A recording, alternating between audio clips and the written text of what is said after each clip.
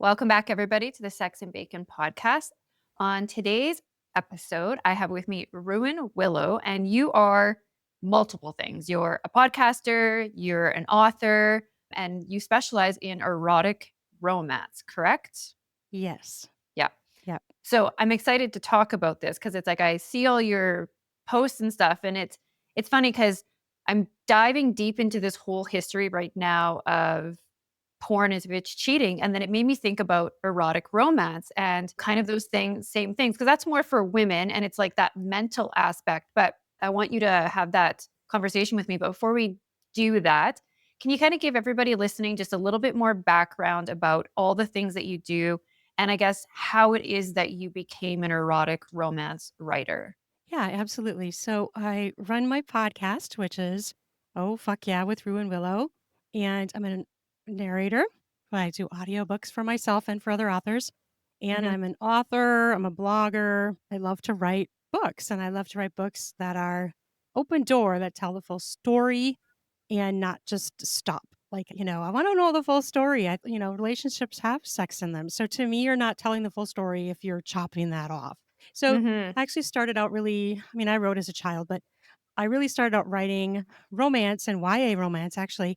And I just felt like I wanted to tell the full story. I wanted to know and portray the characters in every aspect of their life, including intimacy, because, like I said, relationships have sex in them. So Hmm. I felt like I was not telling the full story. I was chopping it off and I wanted to tell the full story. So then I started to add some erotic elements and sex in the stories. And it's been a wonderful experience. I've really enjoyed it. I've learned a lot. It's been fun and I love it. And I'm going to keep doing it. So let's talk about this first. So then in general, because I mean, there's even porn that is like more that is for women, that is like the full story. So if you Hmm. had to answer that question on like a broad spectrum, on the mental aspect of women getting heavily involved in these type of books, and I mean, like they are to the point where they do turn you on, kind of no different than I guess Hmm. like watching a video, but like you're creating this mental image. Would you, if Hmm. somebody ever asked you, would you consider women that go hardcore deep into this type of reading, would you consider it mental cheating in any way? Absolutely not. Okay. No way. I This agree. is a story. This is fiction. Mhm.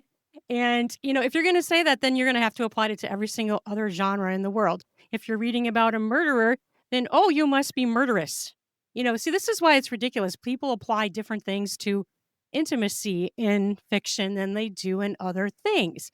And I just think it's ridiculous, especially murder. We're reading a story about a serial killer. Are you identifying with that person? Like, you don't hear people accusing that.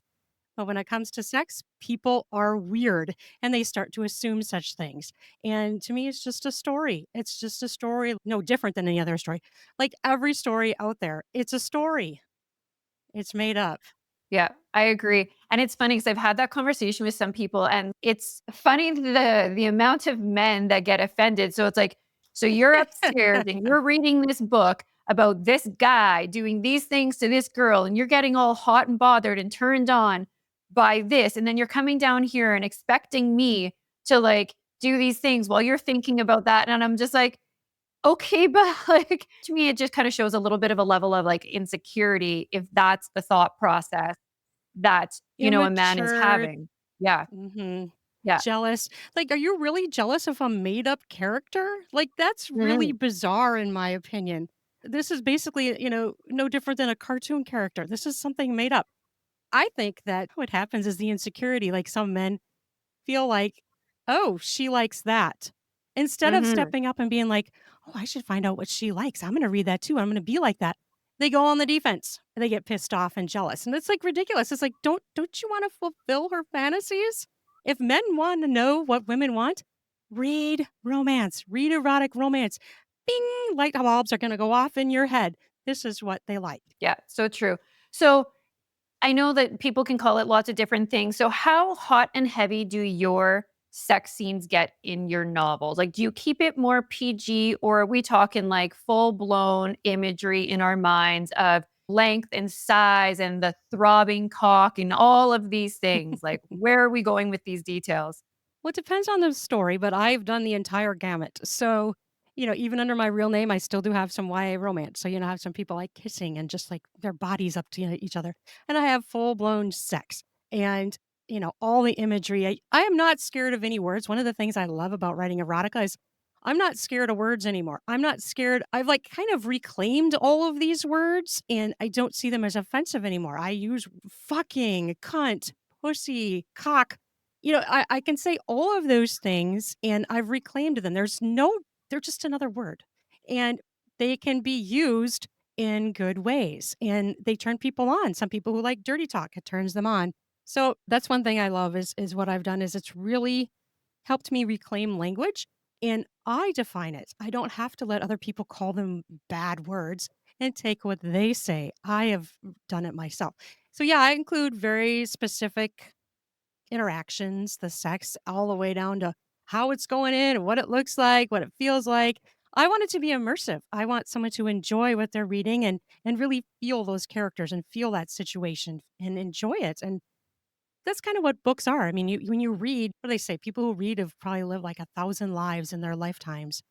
What a wonderful thing that is. I like That's a that. I've never gift. heard that before, but it's so true Yeah. now that I think about that, right? Because Mhm. you get so involved in the characters, you really do become Mhm. part of the story, and it takes you Mhm. kinda somewhere else while you're doing it, right? Yeah, Right. I It's love so much that. more immersive because you're imagining it, you're feeling it. Whereas if you're Mhm, watching something like porn, it's all fed to you. You can't imagine what that woman looks like or what that man looks like because it's right in front of your face. mhm. You can get descriptions from a story and it brings you in and your imagination is involved. You imagine what they look like. You imagine what they sound like unless you're Yeah, listening to audiobooks. All of that is in your brain. It's immersive, interactive, and it's a wonderful experience for your brain to go through. This is why people are addicted to reading, right? yeah, it's so true.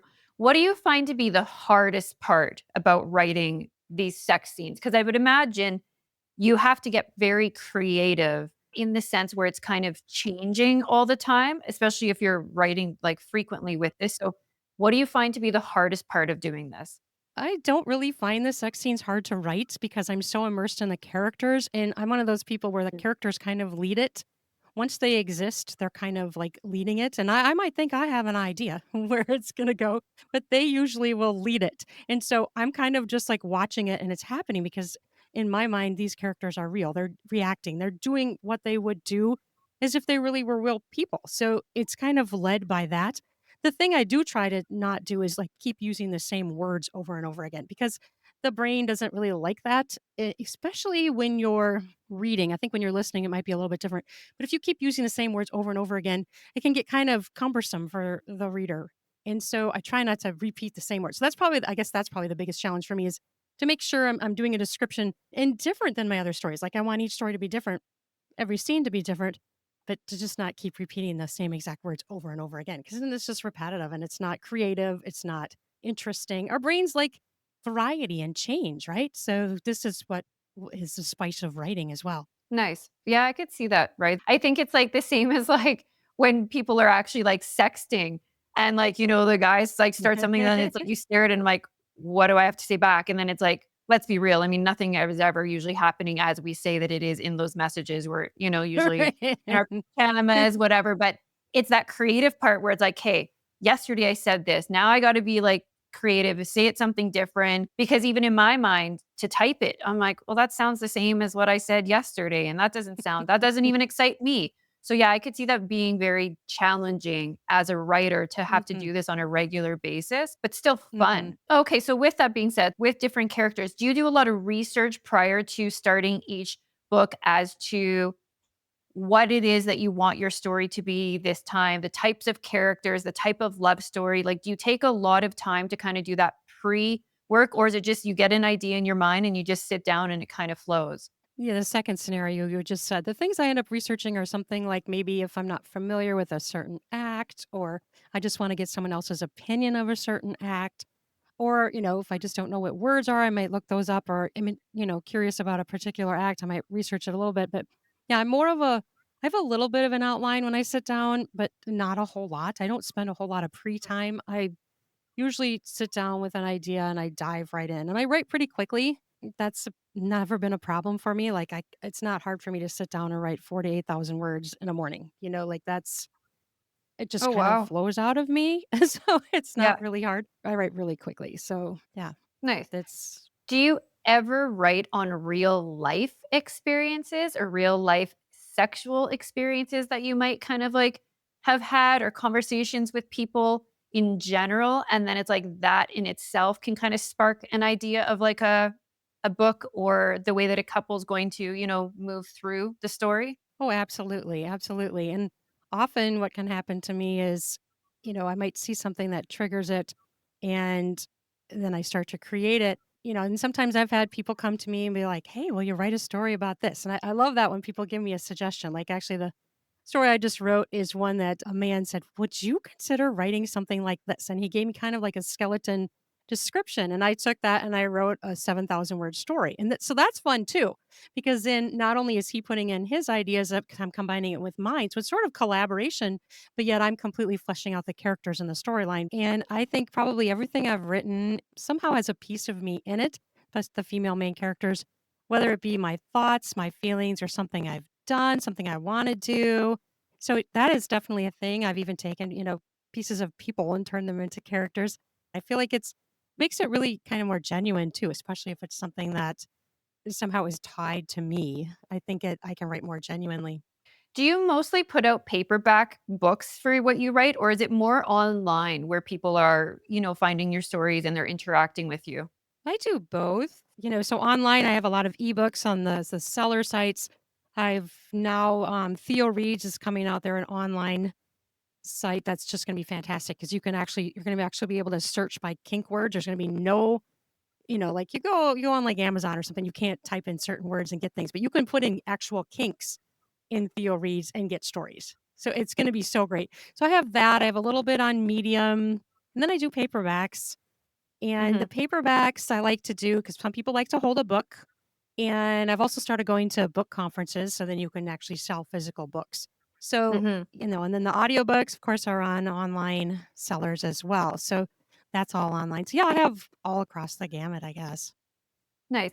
Do you ever feel like when people ask you what you do and you explain that you write erotic or smut, as people might maybe want to call it, do you ever Mhm. kind of get like the funny looks or the judgment, no different than everybody or anybody else that's in some sort of, I want to say sex positive space, because that's essentially what it is. Mhm. I Yeah. feel like Yeah.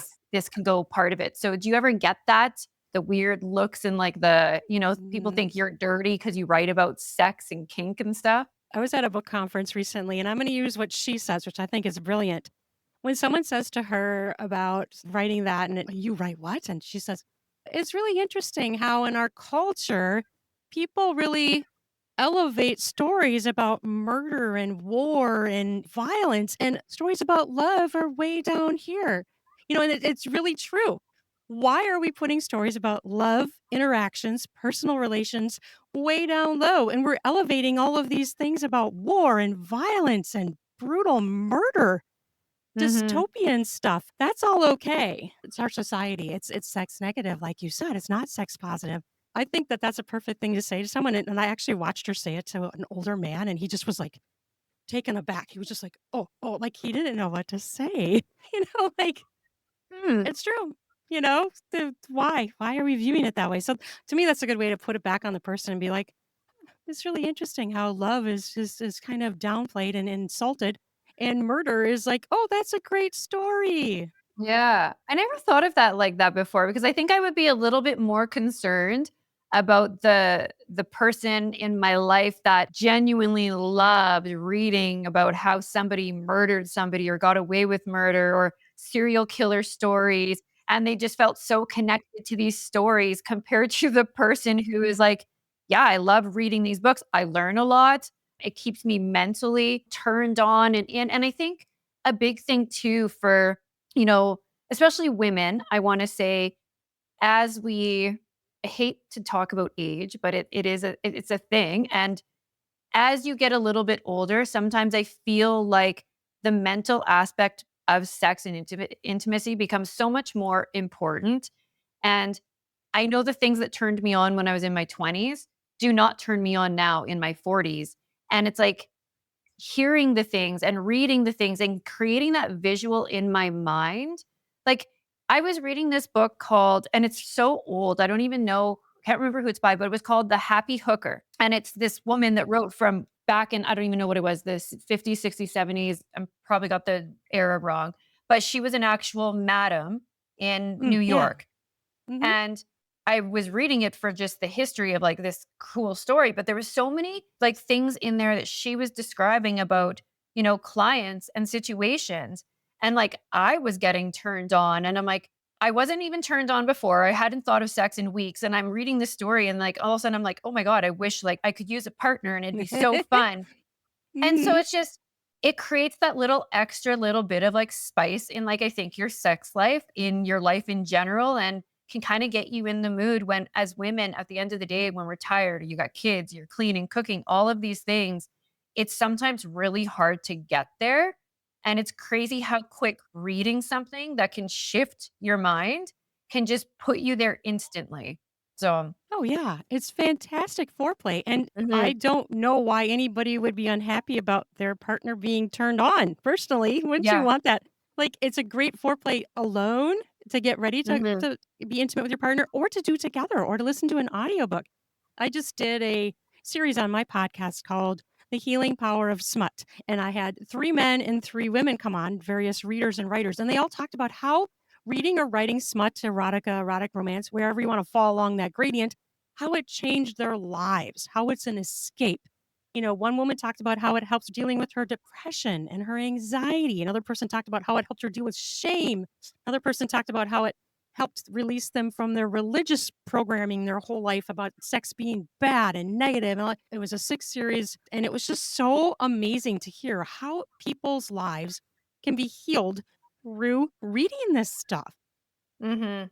It was mind blowing. So I think people need to remember that too, that it's a way of our brains processing things to help us, yeah, get ready for intimacy or, just be Mhm. able to exist. I always say sexual health is a part of mental health and it gets often shoved off to the side, but no, it's very, very integral. Mhm.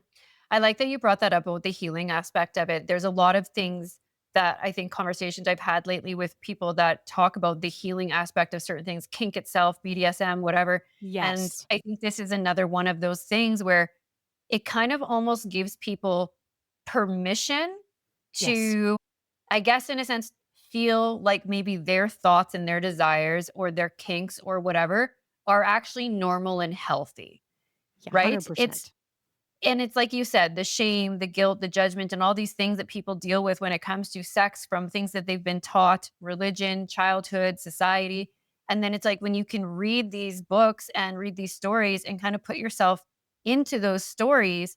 And it's like you're reading it, which means other people are thinking it, other people are writing about it because it's something that Yes. actually happens.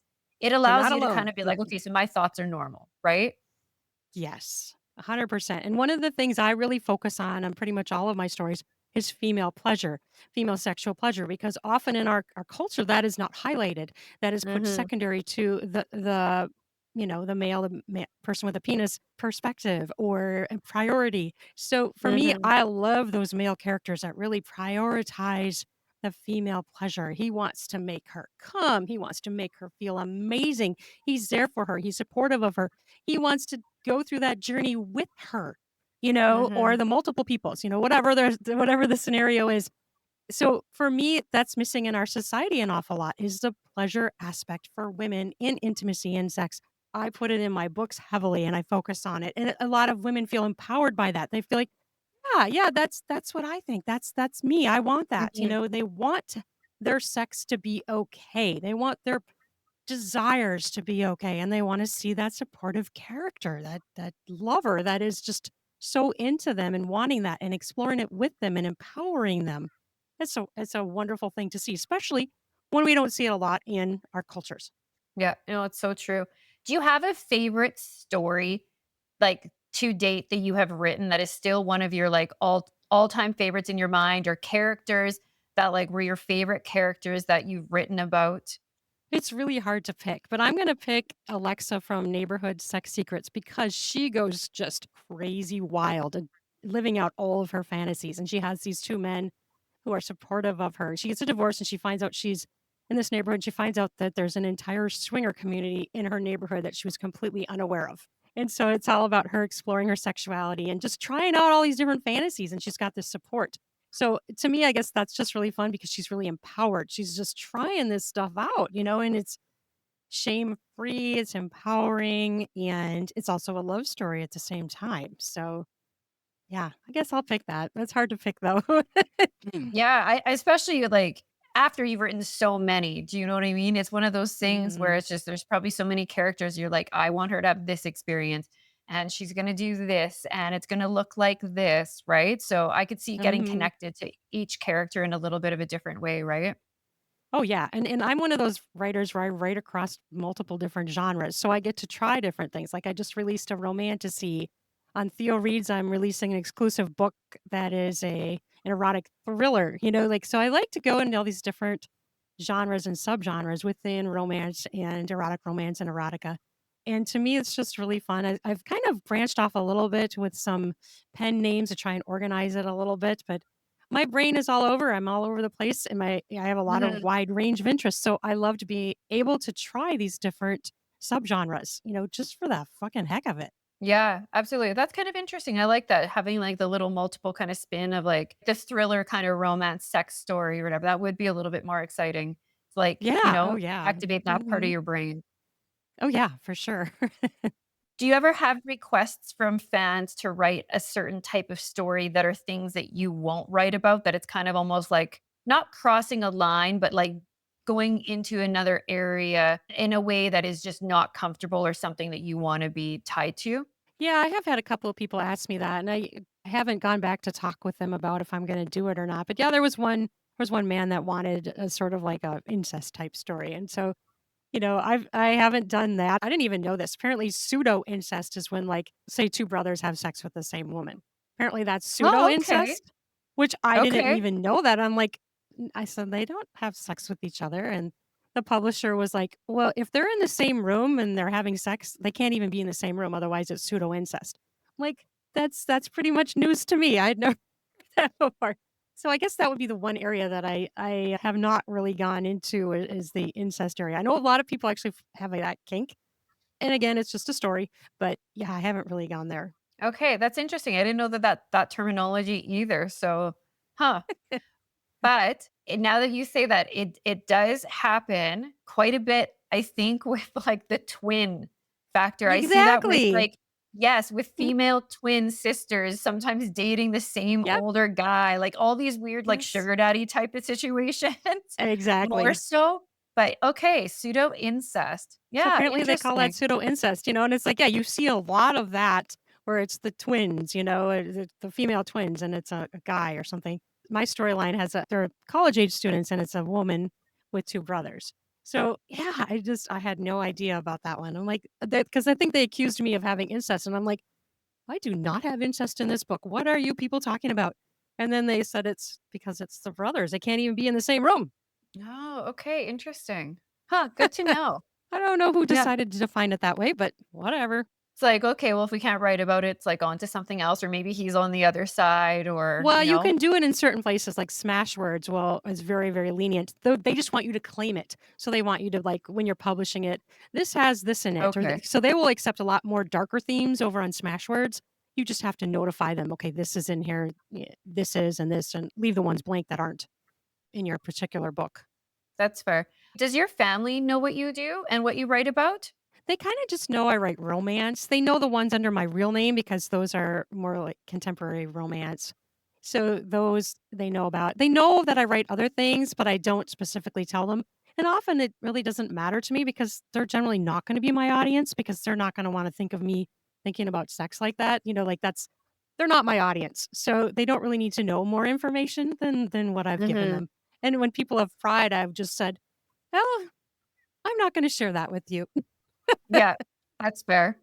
Yeah, that's funny. I know, I think people always think that too, even when it comes to podcasting. So, let's talk about your podcast briefly. So, your podcast is called Oh Fuck Yeah, Mhm. and you have conversations on there more specifically. Is it still just to do with kind of sex, or you're all over more broad? I'm kinda all over more broad. So, like, Tuesdays, I do erotic fiction, erotic romance narration, so it's a story, a fiction story, and Fridays, I have my interviews, and I do anything from interviewing experts, relationship coaches, sexologists, MDs, people who are, in some way, shape, or form tied to sex. I've even interviewed porn stars. I've interviewed erotica authors, people who write sex somehow in their stories in their books. I've interviewed people who are performers, anything that's somehow, I kind of include anything that's somehow tied to sex. And I've even had a few people on there who are just kind of tied to relationships. I tend to, go more. And if I have those people on, I tend to say, can we include some actual sexuality discussion, not just relationships? So that is kind of the gamut that I have. I think I have about 600 episodes now. Oh, wow. You've been doing this a Yeah. long time. I Yeah. have, and I'm excited. I have reached like 1.3 million downloads, which is just mind blowing to reach that. It's so exciting to me to be able to say that I have over a million downloads. I mean, that's a lot of people, right? And this is I just little know. old me doing this. So I'm very honored. It's kind of nice to see and hear it though, in the sense where I don't think people realize how many people are creating space for men and women to have conversations that are sex positive conversations that are also, in a sense, sometimes educational. And I think people are learning more through podcasts of real life, real time sexual education compared to the stuff that you're taught in school, compared to the stuff that your aunt or your uncle or your parents told you that doesn't really seem to be true. And also just in that sense, again, like we talked about kind of that giving people permission to be interested, giving people permission to wanna learn, to maybe explore it in their own lives, in their own relationships, or just personally for themselves. And again, normalizing all of these conversations and all of these things that people just thought were so taboo for so long because nobody was talking about it. Yeah, Yeah. and I think it really will help people be less judgmental. What I find Mhm. absolutely amazing to me is that my podcast ranks in about, I don't know, 65 countries worldwide daily on Apple, and I'm reaching countries that are super restrictive, right? Like Mhm. they don't want anything to do with sex anywhere, but these people are still getting podcasts. And I think that's just absolutely amazing to me to be able to reach all these people with sex Mhm. positive communication, education, and yeah, I have tomorrow I have an interview, or not tomorrow, a few days later, I have an interview with a professor at a university about sexuality. These are people that have studied sex their entire lives, right? Mhm. Like that's amazing to me to be able to bring that to someone around the world where their country is so restrictive that it's just, I mean, our country is restrictive, but they're even more restrictive, and they can get this Mhm. information, education through podcasts. That's huge. Yeah. No, it really is. Do you find from doing the podcast, the things that you've been able to learn in the sexuality realm from some of these interviews and stuff that you're able to take that knowledge and information and turn it into stuff into your books? Oh, absolutely. It has impacted me personally in my personal life. I've learned so much. I feel like I've taken classes, sexuality classes myself, and I've taken it into my books. So this is really actually, and I didn't realize this when I initially started the podcast, how much that would impact me and teach me about how to write about people in different sexual situations, different relationships. It has helped me understand what it's like to be some of these people not having done some of these things myself. It has been huge in my life and in my writing. It's invaluable. I cannot stress that anymore. It's been invaluable. I've interviewed hundreds of people, right? Like hundreds of people. That's crazy when I really think about that. And I'm like, and these people are talking about to me about what their specialties are, what they've studied. I'm getting like the amazing nuggets of their lives and, their work. That's cool. Do you, because I would imagine a lot of like what you're learning then in sexuality comes with like ethical non-monogamy relationships, polyamory, all of that broad spectrum that, used to be so unfamiliar to everybody. So do you find that you do write stories as well that kind of cater to that audience of non-monogamous type relationships or polyamory type of relationships as well? Yeah, yeah, I definitely have books in that. One of my pen names, which is Ruan Willow, but it's Ruin instead of An. Those are all Hot Wife, ENM, ethical non-monogamous books. And then the one that's about to come out is Spring Break and Stranded at a cabin with 8 men. That is a Why Choose Polyamorous book. And that is actually the one where I had the 2 brothers with the college woman, and they have a love triangle. And so, and the amazing thing about this story is that this is the one that I wrote that way. And so I had to take some of the stories and change them to be on some of the platforms, but I put the more taboo ones on Smashwords. So if people want to have the brothers with her having sex in those scenes, they can go get those on Smashwords. I didn't get rid of them. I just changed the name for the platform that wouldn't allow the pseudo incest, as they say. So yeah, I love that, and I think it's really fun to have the stories where I like the ones where instead of him being like a cuck, he's like a stag, where he's the dominant man, and he might actually be like directing what's happening. He's providing the sexual experience for his wife. Her pleasure is his topmost, and he usually will also join in or have sex with her after. I love those stories because he puts her sexual pleasure, that is his turn on. He wants to make her climax. He wants to have her have pleasure. And I love going in that area because again, like I said, I really like to focus on the female main character having, massive amounts of pleasure and support. Mhm. Would you consider the way then that you write, because you write based off of information that you're getting from like interviews and things, would you consider it almost like educational in a sense if you're writing about a certain type of a kink or something that people might not have been familiar with and you're writing it in a way that it's like the proper ways to maybe try a certain type of a kink or BDSM Mhm. experiences? Yeah, I definitely would do that. I definitely would want to make it as real as possible and accurate. And very obviously, I like to have ones that include consent because I like to I think of consent as being sexy. This is what I want. You're going to give it to me. I'm going to give it to you. We both want this. And I know other people are writing dark romance and may do other things. But I really like to do that. And I really like to portray it because, there are some stories and books out there, especially the big one that everybody talks about, that actually aren't really written to the accuracy of how those kind of relationships are, and their actually verges on abuse. But I will say that book, that series of books that came out, everybody talks about how great it is just because it helped break that ice and bring it into the mainstream, right? Everybody probably knows what book I'm talking about. The whole 50, Yeah.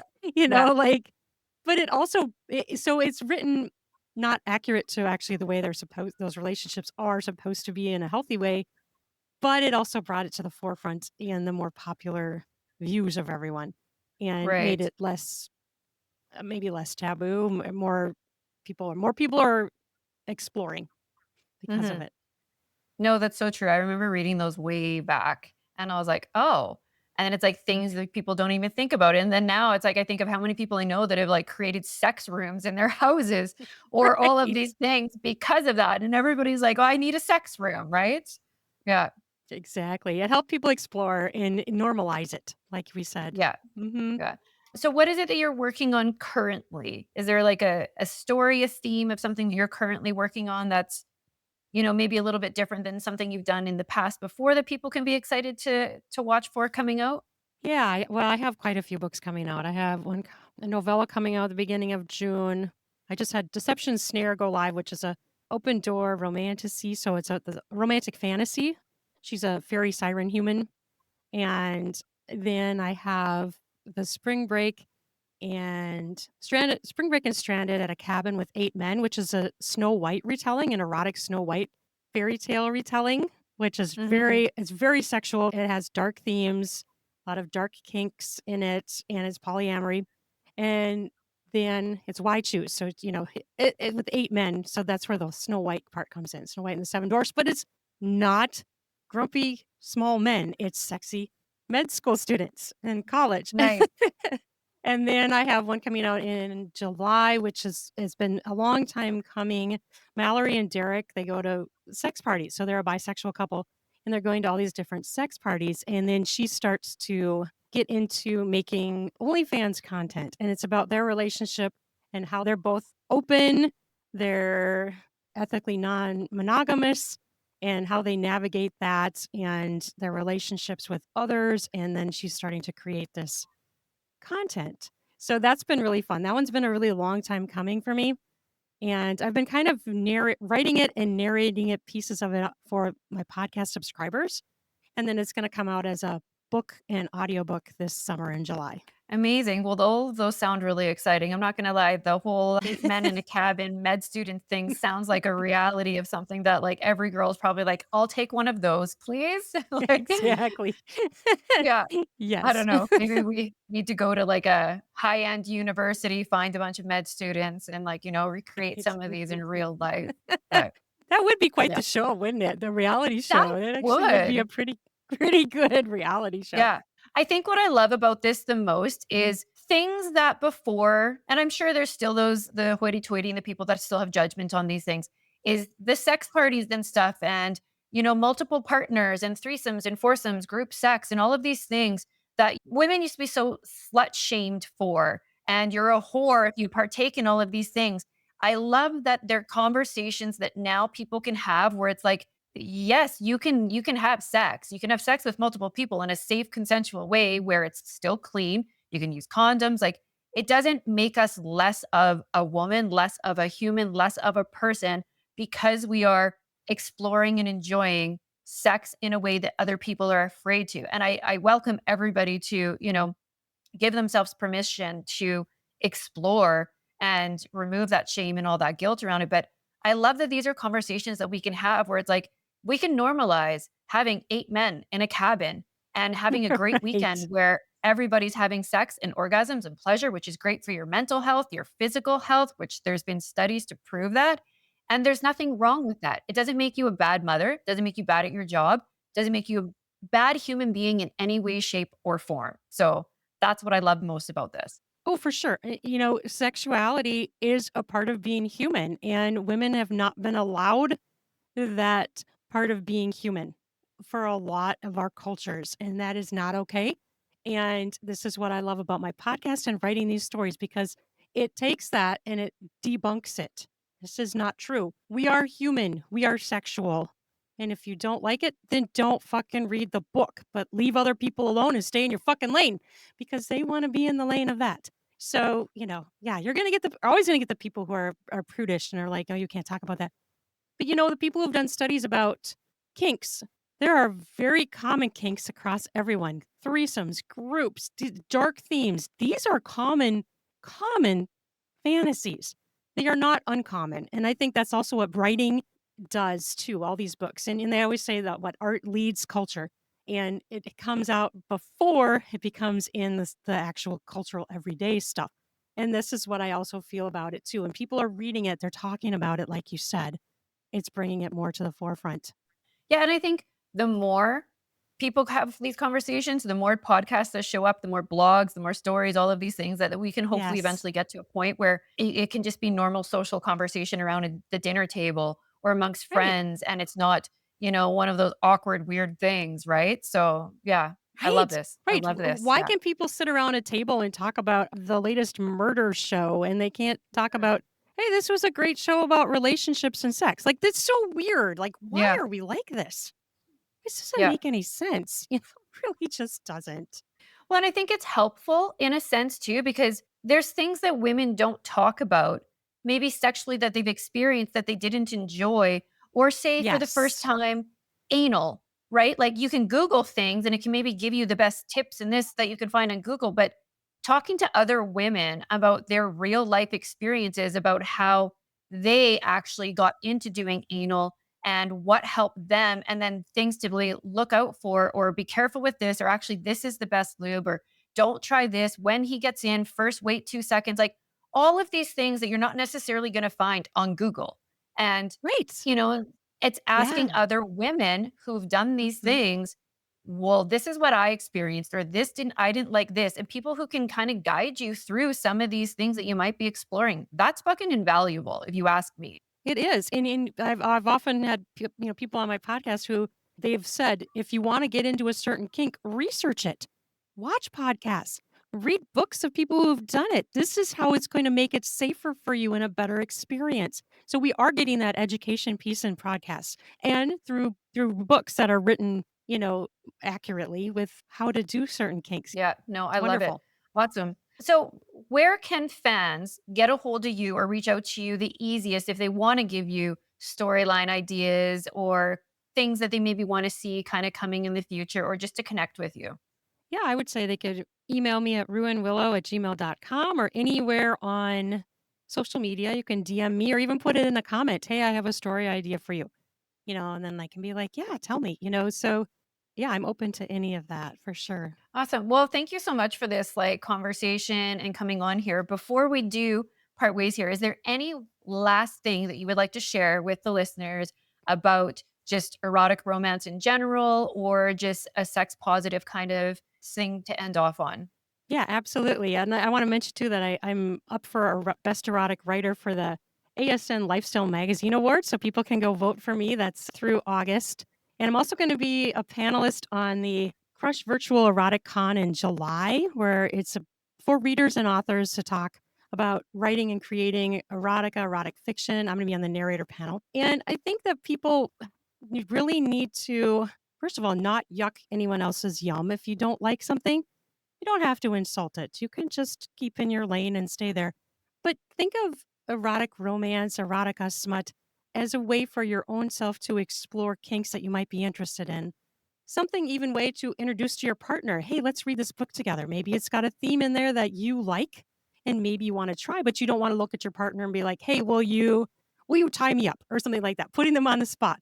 But if you read the book together, you can be like, "Well, what'd you think of that? What did?" So it's a way of opening up sexuality in relationships as well. So I think people can use it as entertainment, use it as tools for foreplay and for broadening their relationships and maybe filling each other's fantasies, right? So these are not only tools and entertainment, they're a great way to enjoy yourself and connect with your own self and your own sexuality. No, I love that. And thank you very much. And I'm glad that you said that. And I really do encourage everybody listening to go check out some of Ruin's books, pick up something new, something different, learn about something in some of these stories and have fun with it. So thank you again for coming on and sharing with everybody listening with myself. I'm actually going to go pick up one or two of your books and enjoy, Well, a little night for thank you. myself.